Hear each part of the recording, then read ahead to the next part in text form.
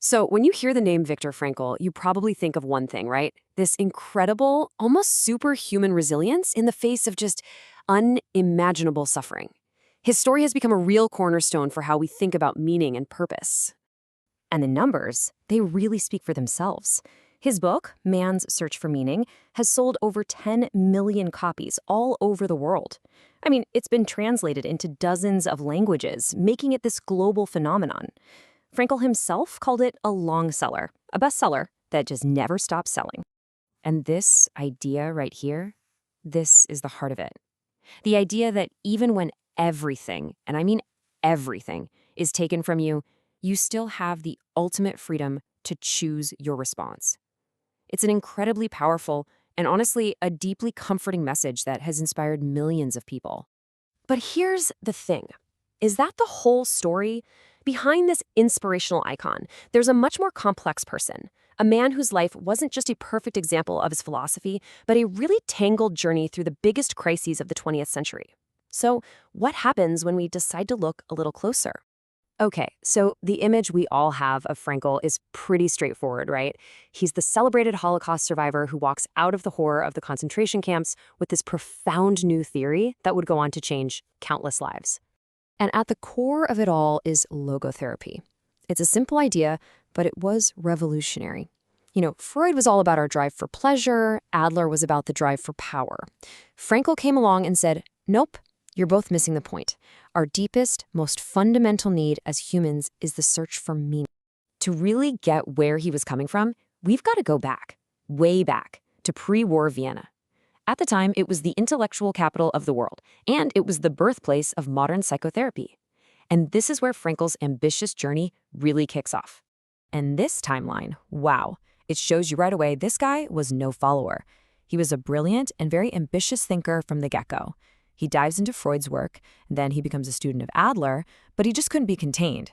After Adler literally kicked him out over some disagreements, Frankl decided, fine, I'll create my own school, positioning himself as the next great mind after those two giants. But that ambition was on a collision course with the darkest period of his life, and this is before he was even deported.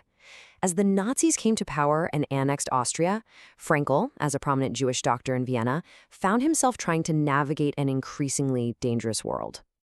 And this is where his story gets really complicated. The Goering Institute had one mission, to Nazify psychotherapy. And yet, the source material shows that Frankl, a Jewish doctor, was a commentator in its seminars. It just shows you the incredibly compromised environment he was trying to survive in, a world of impossible choices and very blurry lines. As the situation for Vienna's Jewish population grew more and more desperate, a tragic wave of suicides began. Frankl, working at the Rothschild Hospital, felt he had to do something to intervene. But how he did it, well, that's where things get pretty extreme and really controversial. I mean, this was completely off the books.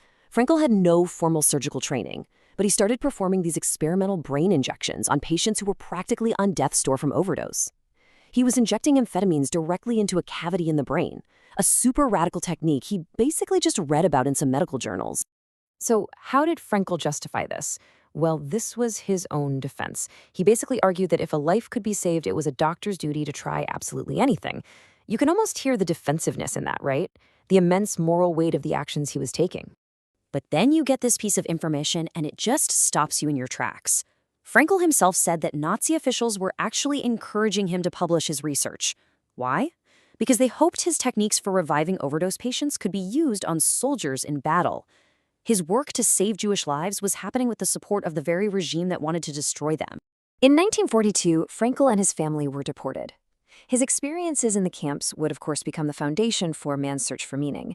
But when you actually compare his powerful, famous narrative to the historical camp records, some pretty significant discrepancies start to show up. Okay, so take a look at this. It lays out the differences pretty clearly.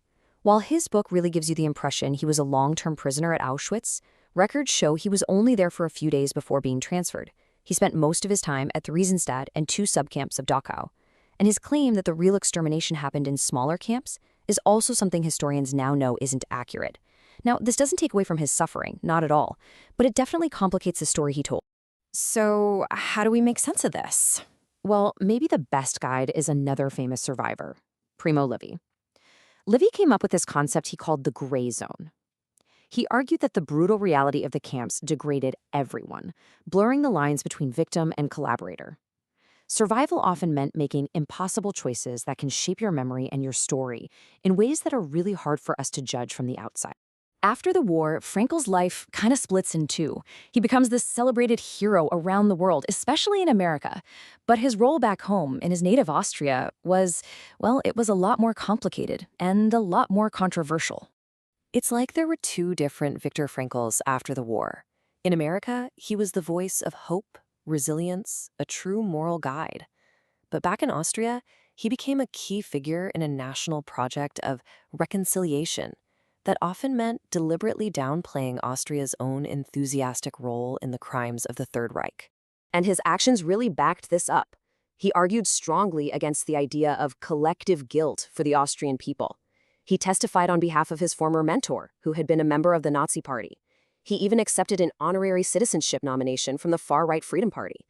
And he justified all this with that famous and very controversial statement that there were decent people in the SS just as there were scoundrels among the prisoners, a statement that really served to blur the lines of responsibility. So, after all of this, we're left with a huge question, aren't we? How should we remember Viktor Frankl? Do we remember the inspirational hero whose words gave hope to millions? Or do we have to see him as a much more complicated figure, a man shaped by compromise and the immense pressures of his time? Is it possible for both to be true at once? In the end, maybe Frankl's own life is the best, most powerful proof of his entire philosophy. It shows us that the search for meaning isn't some simple destination you arrive at. It's a messy, difficult, and profoundly human journey, one that's full of contradictions and gray zones. And perhaps that is the most meaningful lesson of all.